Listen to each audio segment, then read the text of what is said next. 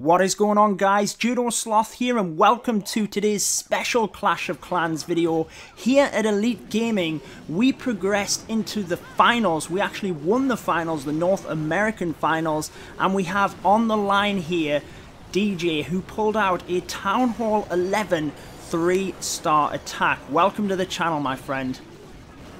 Thanks, man. Glad to be here. Thanks for inviting me. Oh, the pleasure's all mine. So we actually have the replay going in the background now, just while we're introducing the video. Then I believe you're going to break it down, tell us exactly why you chose this army for this base layout. And this isn't the first time I've seen you do this. I believe you're going to bring a guide for this as well on your YouTube channel. Yeah, so I'm actually going to show how I do this attack. A lot of people have been requesting to see how to break it down and everything, because I have done this attack many times. I actually did it a few times. One of them, Ash made a video, kind of like a how-to video sort of, on that specific attack, and he featured me and a few others. And then I also did it in the, what is it called? That event that we had where there was 50 and we attacked the very last minute. Oh, the Trojan War. Yeah, that was fantastic. That was the Trojan War event. 100 attacks in 10 minutes. You guys should go check it out. That was epic. We start with that specific attack too, so I've done it quite a few times, so I think it's definitely time to just do a guide and kind of help everybody out in the Clash community to be able to get this attack going. Fantastic. I mean, so guys, DJ's channel information will be down in the description of this video. He covers all of Elite Gaming's, you know, war recaps from the CWL, these Clash Cup, and I believe you do the White Temple recaps as well, is that correct? Definitely. So we do the sister clan for White Temple, and we do MLCW and White Temple as well, so it's still a competitive clan. Nice. Yeah, perfect. So if you want to see high-level war content and the specifics of each and every attack, then go check this guy's channel out. So how about, the guys have just seen it in the background, saw you pull off that amazing fresh hit Town Hall 11 3-star attack. How about we dive into a scout and you can tell us exactly what you were thinking, how you broke down this base. Definitely. So when I was looking in this base, I was actually talking to GP, because we usually try to figure out how we're going to attack the bases and then see who's going to go first and everything. Yeah. So for this base, I wanted to hit the base first, just because I felt very comfortable with it, and I wanted him to scout me, especially because I had a bad day the day before when it came to Beehive Clan. I didn't do so well, so my morale was a little down, but I figured I might as well just attack this base first. That way GP can back me up. But anyways, just getting into the expo, that's real close to the Inferno. Yep. I sorry, noticed that which one? The one on the left? Those two expos were down, so they did put him down in a good spot, because I'm pretty sure that they figured we were going to try to take it down the queen, and if we wanted to do an air attack, the other expos were up. So if you click on that expo, you'll notice that the range, it's still away from the gold storage that's right in front of the archer tower. Yep. Yeah, so, and then if you click on the other expo, it also covers the section, but it doesn't go past the gold storage. So that's one of the reasons why I figured placing the king on that specific section would do it to where there wasn't too many defenses hitting my king, just because the cannon wouldn't be able to reach it, the other cannon wouldn't be able to get it, and then it was only the archer tower. So I didn't want to have too much DPS on my king.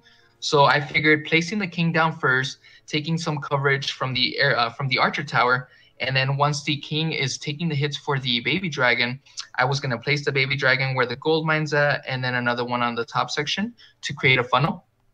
Yep, perfect. The reason why, yeah, and then with the boulders, that's my kill squad. So I usually take about 8 boulders with me, and it's a real strong kill squad.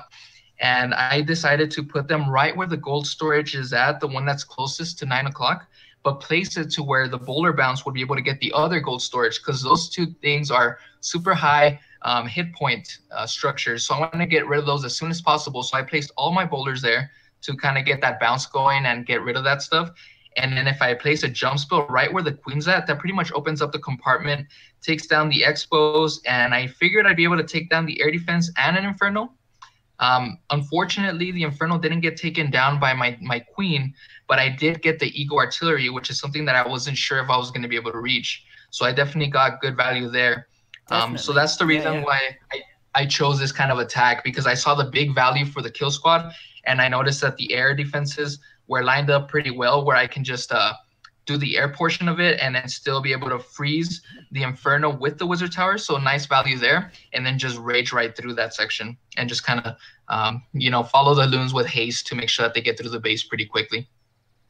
Perfect. So you, in terms of the layout in general, you chose this because you could get a lot from your kill squad, and then basically the air defense are lined up for your lava loon, and you have that Inferno Tower that you can easily kind of freeze on the back end as well. So a lot of things helpful there for you. Sorry, I was just trying to summarize for everyone in terms of the base layout, what you were saying there. But yeah, no worries. So yeah, definitely, I saw a lot of pretty much a good value for my kill squad. And the main thing that I want to do when it comes to this attack is get the queen down. That's one thing that you definitely have to do. But I always try to approach the queen in a side where I can take down at least one Inferno if possible, or 2 air defenses. And if I could get an Inferno and an air defense down, then I feel pretty comfortable about the base. And then I also take into consideration the air sweepers. So if the air sweepers are facing a certain direction, I'll try to start the other way. That way the loons will get there first, take them down, and then the sweepers won't be affecting my attack as much. Yeah, makes sense. Perfect. So how about we dive into the replay, and then you can talk through it, and then I believe we have a couple of Town Hall 10 attacks we're going to review after this as well. Just let me know when you're about to click so that we can be at the same time.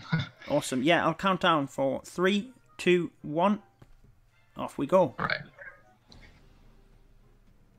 All right, so right here, I was just kind of checking out the base. I placed the king right there, close to the 9 o'clock section where the gold storage is at. That took off some heat off my baby dragon. The baby dragon was able to do some work. And notice how the boulders were able to take down both gold storages. Yeah, I wasn't expecting for your funnel as well. There, so I wasn't expecting the Teslas to be out there pretty quick. So that kind of threw me off a little bit. So I had to use the rage spell a lot sooner than expected. So I think that's the reason why I couldn't get the Inferno and all the other things, because I wanted to use the rage spell a lot closer to the middle section where the jump spell was placed. Yeah. But I didn't want to risk that, so I just wanted to make sure that I can get my kill squad going there quicker. So I figured it'd be best to just place the rage spell sooner. Okay, makes sense. Yeah. At this point, the queen, I used the eagle. I used the queen's ability to take down the eagle, and then I started placing my air troops real quick because I wanted to keep the queen alive a little longer. Since the expo was hitting her and everything. So I figured if I were to start the air portion, I can try to keep my queen alive a little longer, and it worked out well because the queen was able to snipe down the air defense that would have given me trouble if she didn't. Yeah, that was beautiful. So then at that point, I kind of sprinkled a few loons. I usually try to put like 3 to 4 depending on the defense on each side, and then depending on how many defenses are in the core, like high DPS. So I'll try to put more loons towards the beginning and just hasting them through. Yeah. And then at the end, I usually try to save at least 1 loon for the Wizard Tower or any splash damage that might occur. At this point, I noticed that a hidden Tesla had appeared closer to in between the Elixir Collector and one of the gold mines on the outside. So I didn't want my loons to have to travel all the way back. So I figured the last loon that I had, it was worth just putting it there and taking care of the Tesla. That way my loons can just travel, get through all the defenses, and start cleaning up. Awesome. I think I missed that on the replay, but, you know, I think we can get the gist of what you were saying there. I noticed as well you put the rage spell over there by the freeze spell when you froze that second Inferno Tower. Was that just purely to get that down as quickly as possible? Because I figured if there was... So the way I try to place the Lava Hound at the beginning was so that the Lava Hound will path straight through where the Wizard Tower was and where the Inferno was. Because one of the things that's very common that people will do to try to protect themselves from air is to place air bombs right next to those splash damage things. That way, it's not good pathing for your Lava Hound, because the whole purpose of the Lava Hound is to trigger those traps. And if you can't trigger those traps, it makes it to where your loons are vulnerable. So I figured if I froze that section in case there was splash damage that my Lava Hound wouldn't have been able to take care of, I wanted to freeze that section and rage. That way they can get right through pretty quick.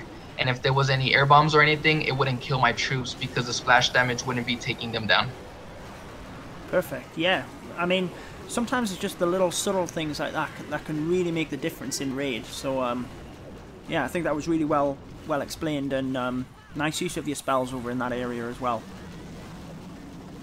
So I really will try to place the lava hound to where it would path, because you know the lava hound will go straight for the air defenses.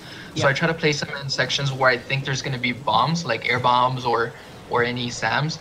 That way they can trigger them, and my loons won't be the ones that are affected. So that's the main thing that I try to look at.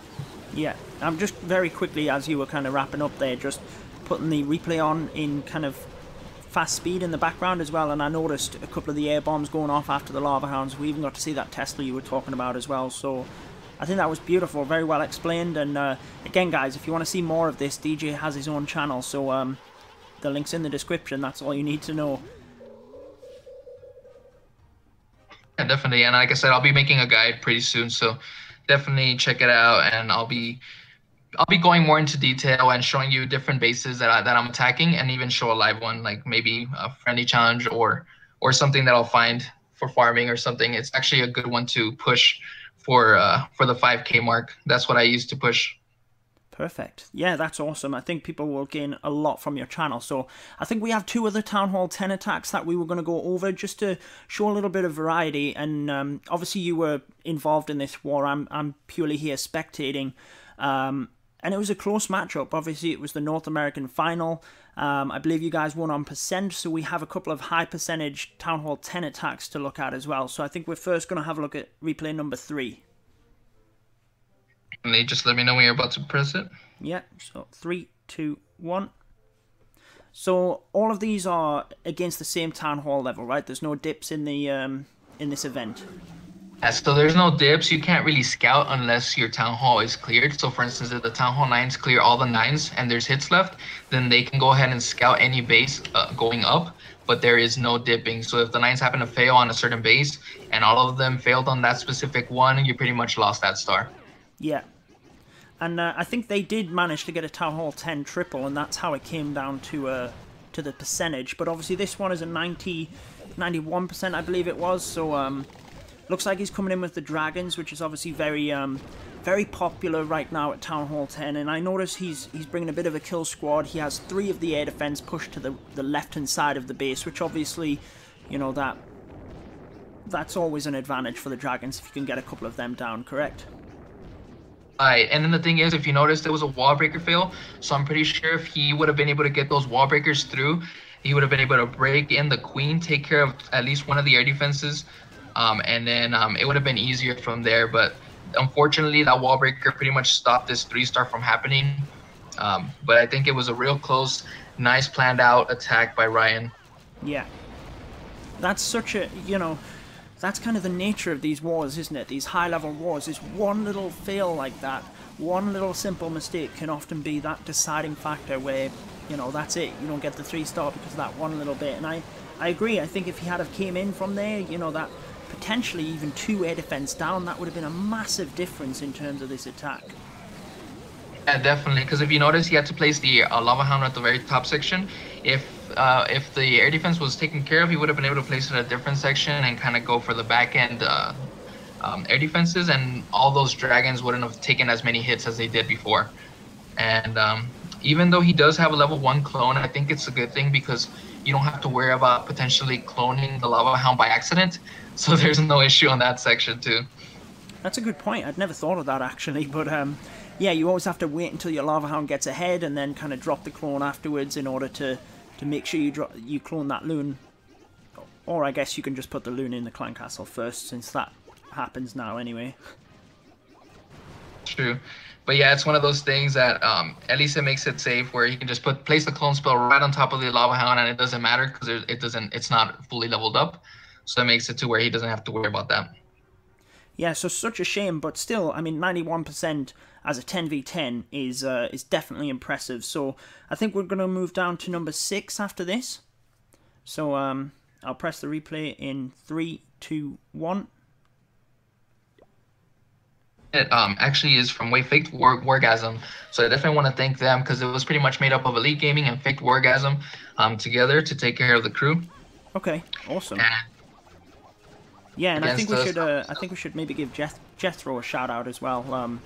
Yeah, Jethro. A bit of news there today for us. Jethro, he's been a big part of Elite Gaming. Was great when it came to leadership. I really appreciate everything that he did for us. And just a big shout out because he was definitely the one who was able to bring these guys in because he was also on fake orgasm. Yeah. So he definitely made this a possibility. Yeah, so we can see for this attack anyway, he's obviously coming with the mass miner attack, which is, you know, again, another popular strategy here at Town Hall 10. And he's basically just setting the funnel here. Just kind of initially observing this, I can see how he's kind of carving a path to easily get to one of the Infernos there. And yeah, there comes the haste right as we say it, ready to drop them loons in and snipe that one off. So absolutely beautiful setting up there. Yeah, definitely, I do like the whole Inferno thing with the hasted loons. That's just a nice little touch, especially because you don't really see that too much when it comes to minor attacks. Yeah. Yeah, and then even just, you know, I say it so often, but he's got the king there kind of tanking, and just that wizard behind as well to do so much extra damage. It's always a shame when you see people just putting the king, and he's kind of taking so much hit, you know, damage, and there's nothing else behind backing him up. So even just that one wizard is really nice to see. Right, and the thing is, I believe I had done a recap or a replay with Indy because he also retired from Elite Gaming. He was real good when it came to the minor attack. He would do like a queen walk on one section and then a king with boulders on the other section, and it would just kind of carve a little pathway so that the miners just had one direction to go straight through the base. So it was a nice little pathway that the heroes would create with the help of the boulders and the queen with the healers to keep her alive. Yeah, I mean, I've always used the wizards, to be honest. I've never even tried with the ballers, so I'll definitely have to give that a shot. I can see that second Inferno Tower, though, just managing to cling on with this one, and I guess that's going to be one of the defining factors here on how we miss out on the 3-star, alongside that awful wizard tower there as well. So that's what it was, because he's got a heal spell, but the heal spell isn't going to do too much if the Inferno's still going at them. Yeah, and even that though wizard tower's just sitting there as well. The Inferno can only get 5 miners at a time. It still makes it inconvenient because then they start dying off, and then it'll get another 5. Yeah, but you know, your 3-star definitely pulled it through for Elite Gaming Glory Hunters. So you're going to be facing off against the European champions, is that right? Yeah, that's correct. Pretty excited. It's actually going to happen in November 4th. So for those of you that are interested in checking it out, I believe it's usually Adam who's going to be streaming. Yeah. I believe he is going to stream that final war. So he is pretty stoked to check it out. And like I said, it was one of those real close wars. Actually, who was it? Yeah, El Real. He's one of the top 10v10 hitters for Spartan's Legacy. So he's the one who got a last-minute 3-star attack on our Town Hall 10. So it was a real crazy war. The outcome, it just so happened to be that we won by percentage. Our Town Hall 10's pretty much killed it and in getting a lot of percentage. So I think it was good to show those replays to see how we did it for the percentages. Yeah. Well, with that one then, I mean, I guess we'll wrap the video up there. If you guys are interested in checking it out, obviously, near the time, myself and DJ will sure be recapping these as well. But thank you very much for coming on the channel and explaining that. I'm sure we'll do this again sometime. And like I said, all of the information for DJ's channel is in the description of the video. Thank you so much for coming along and sharing that with us. No problem. Thanks for having me again, Judo. It's always awesome being here and hearing from you. Like I said, pleasure's all mine. So that wraps it up then, guys. I hope you have enjoyed it. Make sure to leave a like on the video for DJ. He's taking his time to really go over that attack, and like I said, he is bringing out a guide pretty soon for it, so make sure to check out his channel. But that wraps it up for this one. Until next time, peace out.